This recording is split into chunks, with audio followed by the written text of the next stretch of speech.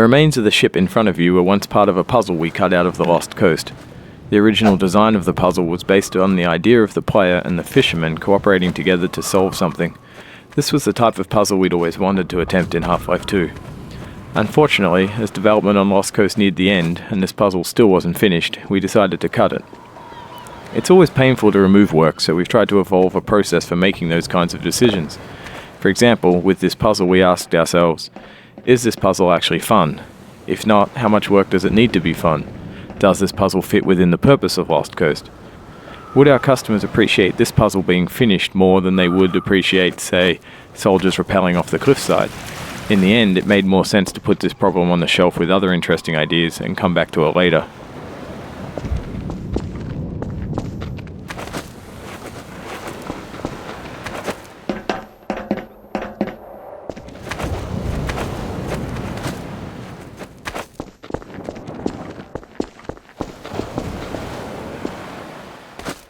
Hi, this is Gabe Newell, and welcome to the Lost Coast.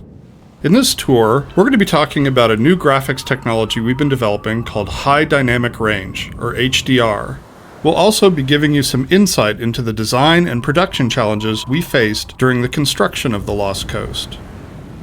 First, a quick explanation of the commentary system.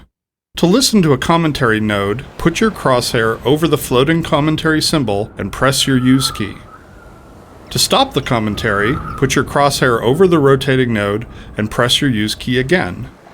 Some commentary nodes may take control of the game for the purpose of showing something to you. In these cases, simply pressing your Use key will stop the commentary.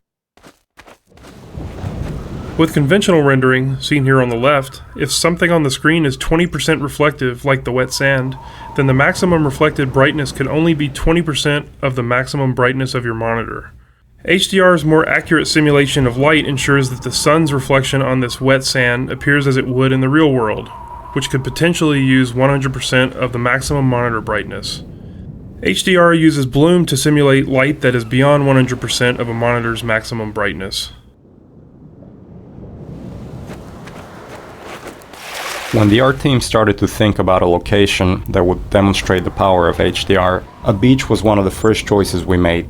The visual relationship between the sky, the water, and the rocks is something we could not achieve without HDR. In order for high dynamic range to correctly simulate the light's interaction with the surfaces around you, like these wet rocks, we needed more precise information about the surfaces than we've had in the past. And now going forward, we're modeling textures in 3D packages to ensure that the physical information encoded in the texture allows HDR to correctly bounce light off the surface.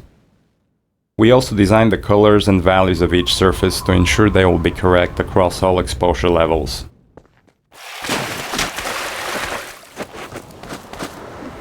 The process of building characters in Half-Life 2 taught us many things. By the end, we believed we'd figured out a more effective process for designing and constructing characters. This fisherman is the first character we built using that process. Design-wise, the fisherman was focused on showcasing HDR and the way light falls on human skin. The highlights on his forehead and nose are good examples of specularity on human skin. You can see how the wrinkles on his cheeks and around his eyes are an example of how we can use normal maps to add depth. Production-wise, the fisherman was built using a similar process to the rocks you saw on the beach. We model the 3D character at a very high detail, then extract much of the physical information and store it in the textures. Hey! You there? Wait a minute now, aren't you? You are. You're that scientist chap, Friedman, Fishman, am I right? You must be here to take on the Combine. Not sure what one man can do, but no other reason to visit St. Olga at a time like this. I'll take you to where they made their base, or as far as I can, at any rate.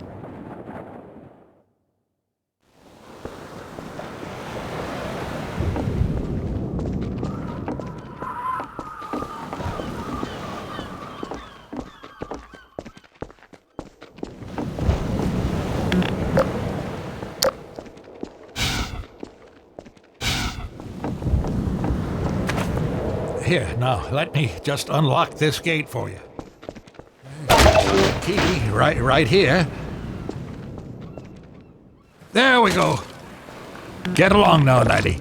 Destroy that gun and no dawdling. Water presents us with a lot of rendering challenges. In fact, we have to render the scene 3 times. Once for the refraction of what's under the water, once for the reflection of everything above the water, and once from the player's view. You can see the reflection and refraction scenes in the 2 small windows on screen. In the refraction, we calculate per pixel how much water you're looking through to do a volumetric underwater fog to simulate particulate matter. For our full HDR solution, we had to go through the entire engine and modify every bit of code that calculated light and color. For example, these water reflection and refraction renderings had to be improved to support the full range of contrast values. Hurry, lad, get up the path. Get going!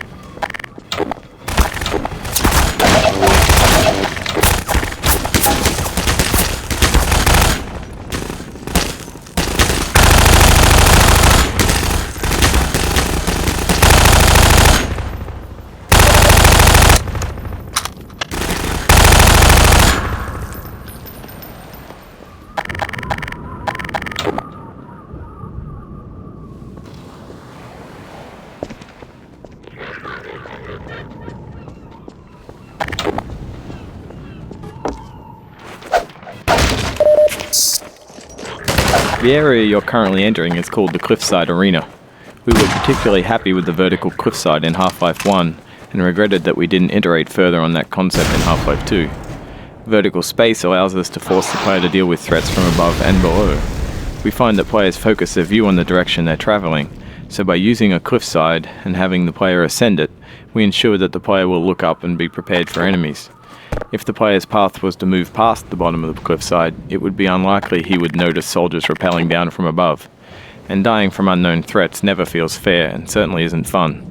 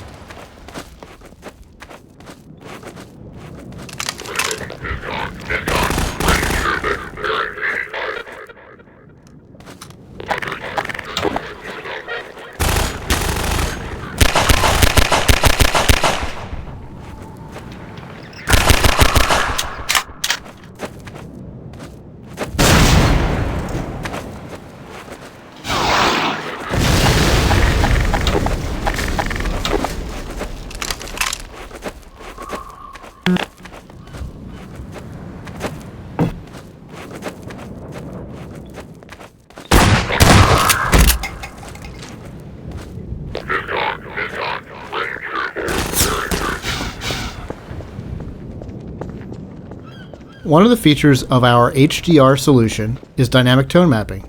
The easiest way to think about dynamic tone mapping is that it's a method of simulating the way the human eye reacts to light. In the real world, you've probably walked into a dark room and noticed your eye adjusting to the darkness. letting you see better after some time. Or you've walked out into a bright day and been blinded by the sun, only to have your eye adjust and allow you to see normally. Your iris is adjusting itself in response to the amount of light hitting your eye. Dynamic tone mapping simulates this by automatically adjusting the exposure of the scene to mimic the behavior of your iris. You can see this as the view moves from the dark tunnel to the bright sun and back again. Here, you can see the way we calculate the amount of light hitting the player's eyes. We'd take a snapshot of the scene, measure the brightness levels, and then use that to adjust exposure. We consider light at the center of the screen more important than at the edges to better simulate the geometry of the eye.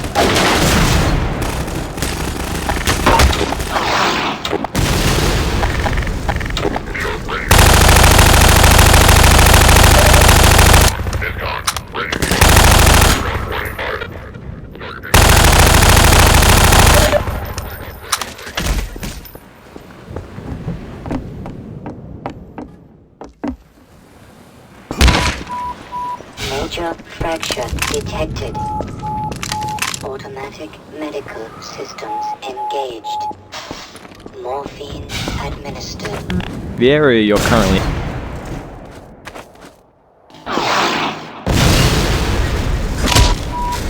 Minor fracture detected.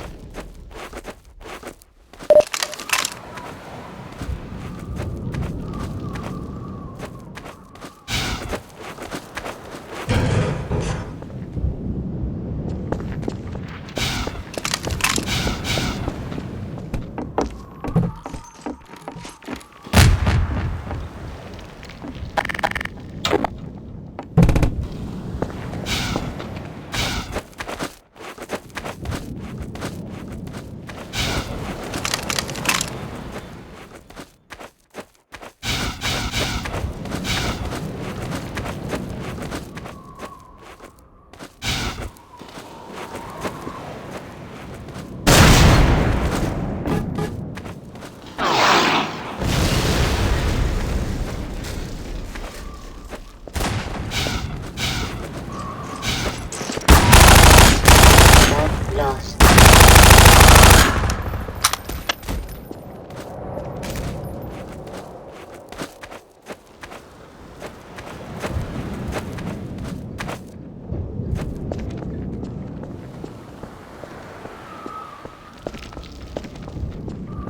One of the features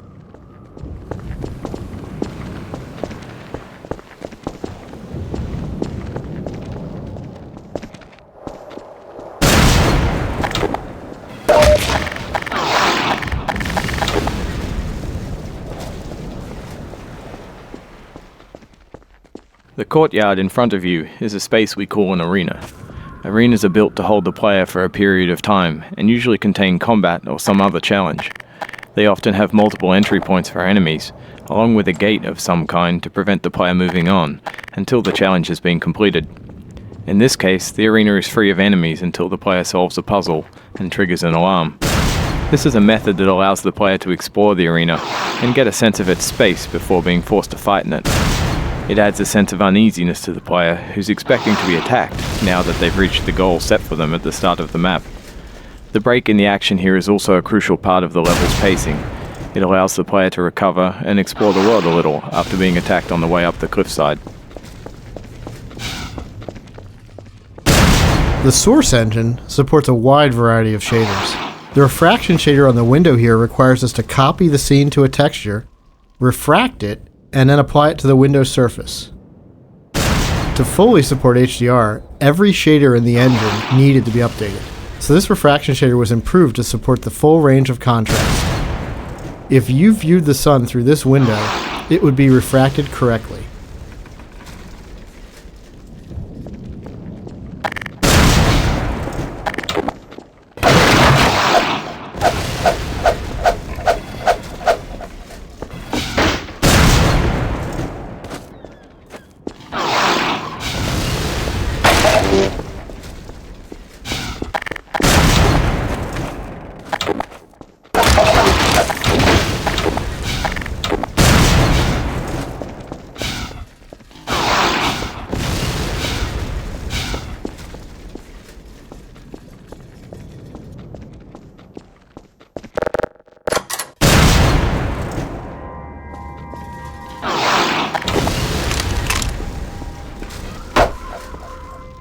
We wanted to transition from a bright, wide-open space into a tighter, closed one to showcase HDR's dynamic tone mapping. We also like to focus on contrasting elements in our settings, like ancient human architecture and futuristic combine technology. A monastery fit these requirements perfectly. Monasteries are generally isolated, unlit, and built ages ago. They provide a great backdrop for the contrasting combine technology. When we build fictional settings, we try to ground them by basing them off a real-world location. We use this location as a design constraint that forces a logical consistency behind the art choices. Churches are great dramatic spaces. They're often lit naturally with extremes of darkness and brightness, which makes them a great showcase for HDR. Gothic churches are the sober monochromatic spaces that you've seen in almost every horror movie or game. Byzantine churches, on the other hand, are very colorful and have a large variety of materials. We wanted that color and material variety to show off our HDR reflections.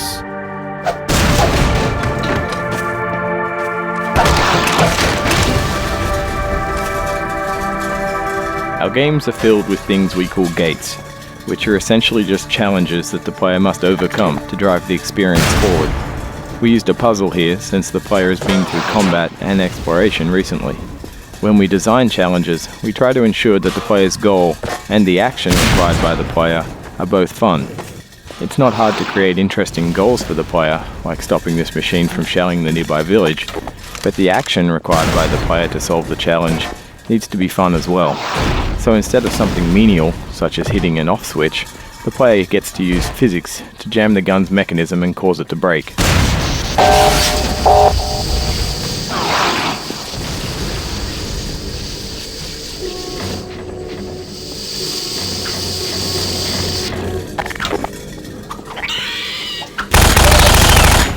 Warning.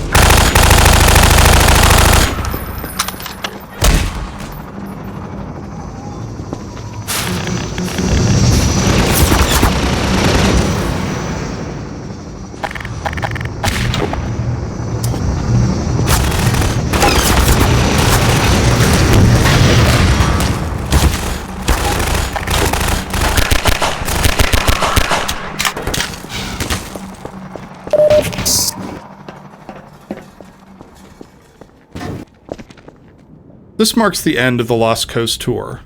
This has been an experiment on our part to see if our community would find it interesting to learn more about our development process. As always, we're interested in your feedback. I can be reached at gaben, Gaben, @valvesoftware.com. If people like this, we'll keep producing this kind of content for all of our games going forward. Thanks for listening.